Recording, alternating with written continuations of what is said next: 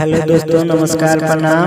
आप लोग के छोटे भाई हम राइटर शशि सराबे तो आप सबके बीच एक सुपरहिट ऑर्केस्ट्रा सॉन्ग लिखा हूँ। तो आप लोग सुनिए इस गाना को और लाइक कमेंट शेयर जरूर कीजिए। तो चलिए मैं आप लोग का सुना रहा हूँ गाना का क्या बोल है।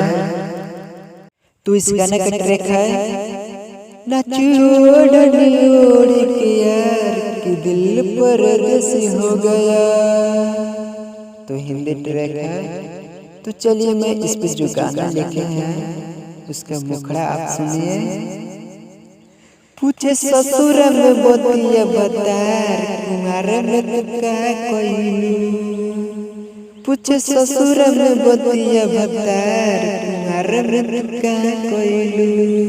साखी हो सके करे साखी हो।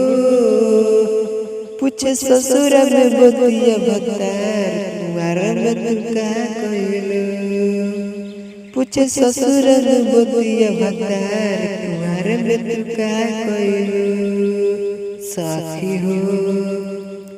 तो आप लोग सुनिए इस गीत को किस भाव से था और किस स्केल से था।